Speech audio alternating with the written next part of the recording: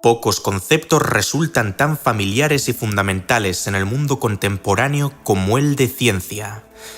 Y es que son incontables las ocasiones en las que el saber científico ha ejercido protagonismo a través de libros, películas, documentales, tutorías y exposiciones tanto presenciales como virtuales en el curso de nuestras vidas. Asimismo, es bastante común escuchar una acotada distinción entre ciencia y filosofía, como si de dos términos independientes y contradictorios se trataran. Mientras el ámbito filosófico se limita a divagar por los parajes de la abstracción mental sin ofrecer soluciones prácticas a los problemas más importantes, la actividad científica se propone estudiar los hechos reales con el fin de mejorar el mundo mediante la tecnología. Por tanto, menos filósofos y más científicos. Alardearía a los cuatro vientos el más fehaciente e ingenuo cientificista. Y sí, discúlpeme el espectador esta satírica referencia. No obstante, si de algo no vacilaré en el resto de la disertación, es precisamente demostrar cómo la ciencia no solo es compatible, sino que encima bebe, depende y deriva de la filosofía. Damas y caballeros, mi cometido a lo largo del presente documental será esbozar de la manera más clara, sintética y concisa posible un esquema general del pensamiento, conocimiento y método científico. ¿Cuáles son las condiciones que esta clase de saber debe aunar? ¿Qué procedimiento habría que seguir para obtener verdades en la ciencia? ¿Cómo es la estructura de dicha metodología? Y más inquietante aún, ¿cuáles son los confines de lo que uno podría considerar como científico? Sin más preámbulos, demos comienzo al espectáculo.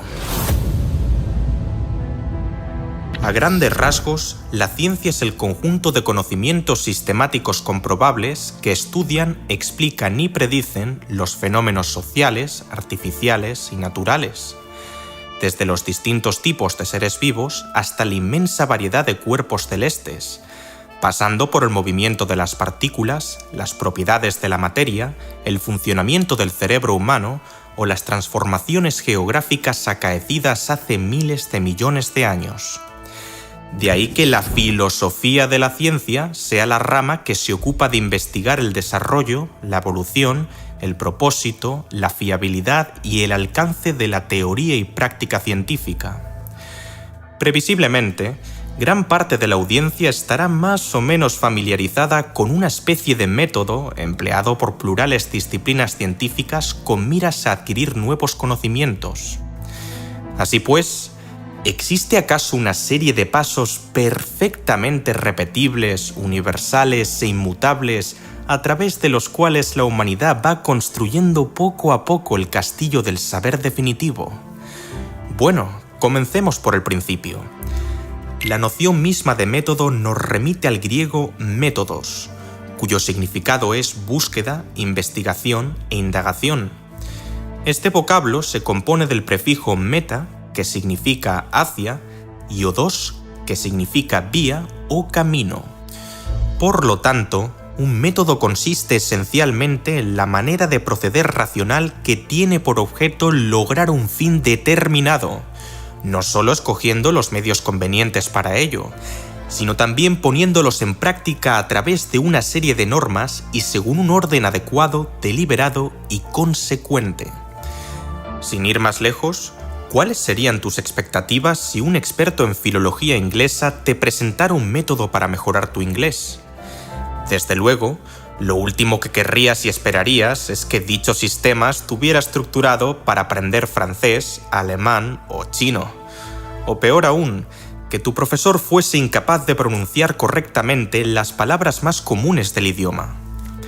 Puesto en términos más abstractos, es menester una estructura lo suficientemente articulada, coherente y adecuada a las necesidades particulares de cada alumno, así como un profesional que cuente con los recursos físicos y habilidades mentales necesarias en aras de maximizar la probabilidad de que el alumnado cumpla con su objetivo, aumentar su nivel de inglés.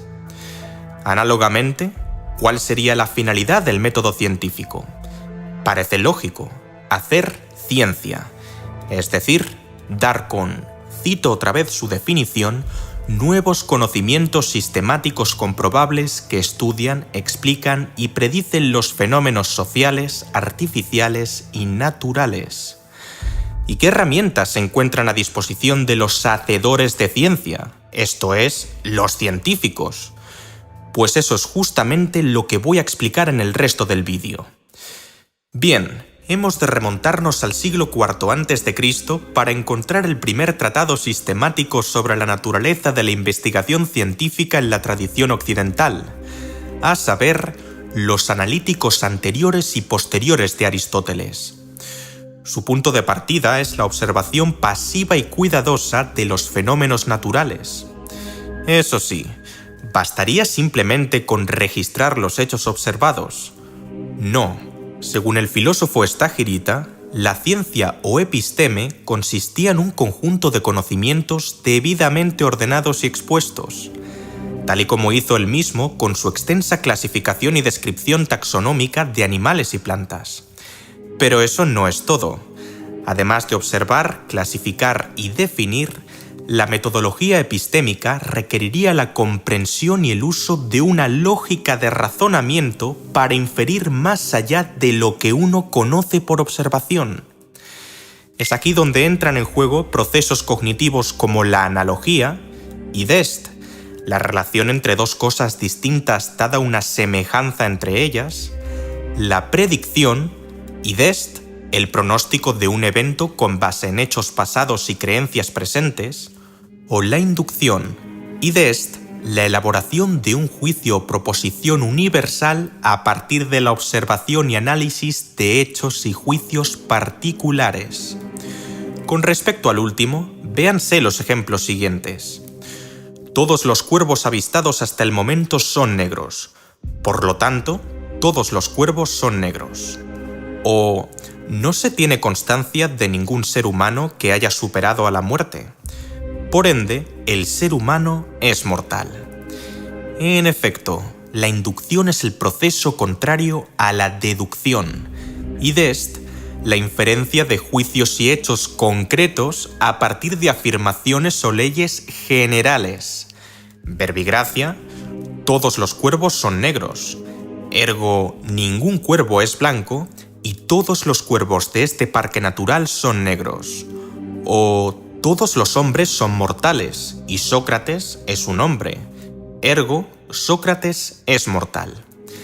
Estas vías de razonamiento son tan elementales que persisten a día de hoy como piezas clave del método científico, y por descontado, puedes profundizar en ellas en el documental de Empirismo versus Racionalismo.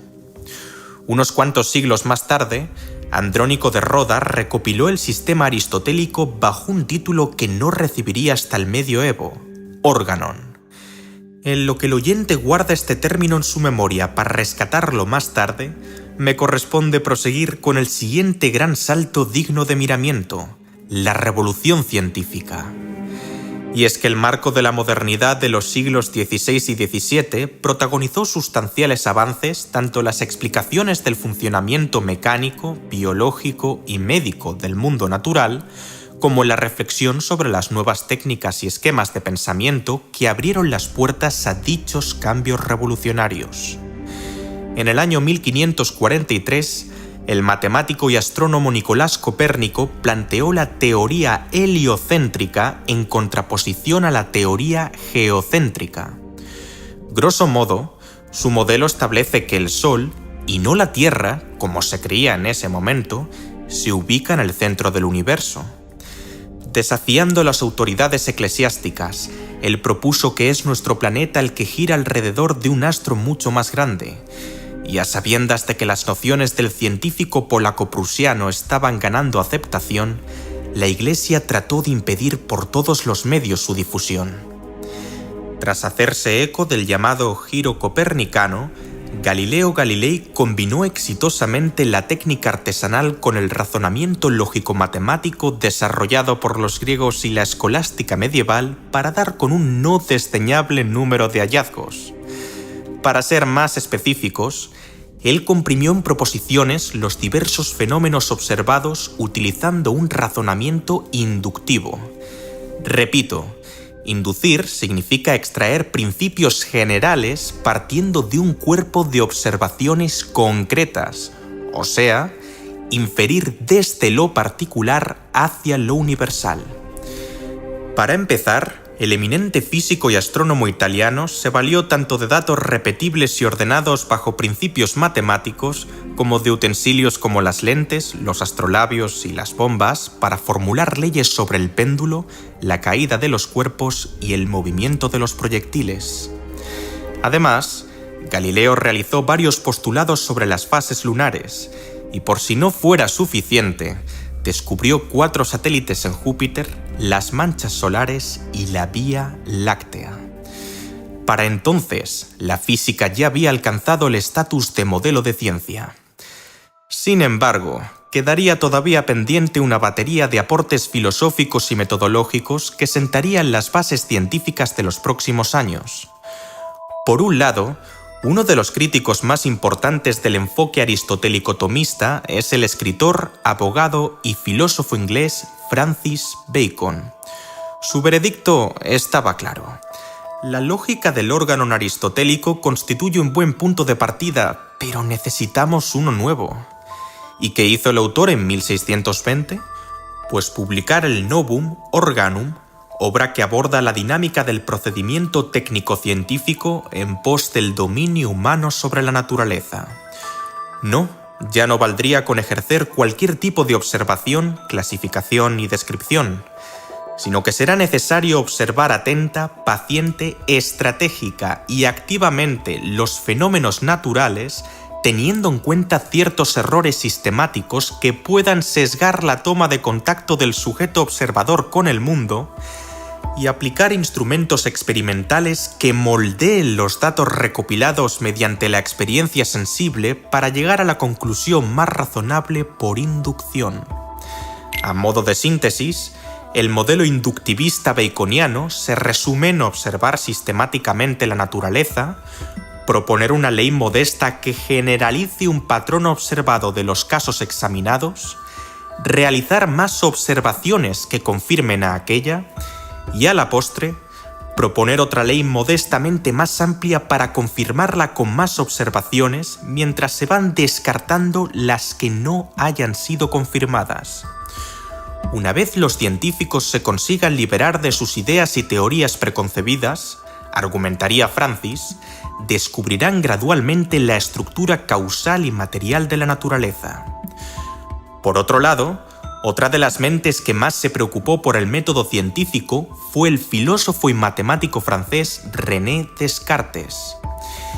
El año 1637 vio nacer a su célebre obra titulada Discurso del método para conducir bien la propia razón y buscar la verdad en las ciencias.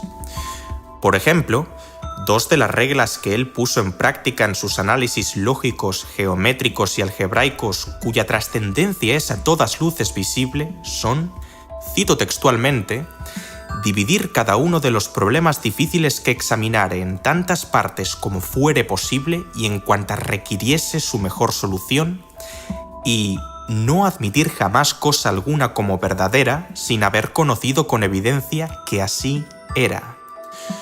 Con respecto al último punto, el pensador considera esencial que el espíritu se vacíe de opiniones infundadas y falsos supuestos a través de la denominada duda metódica.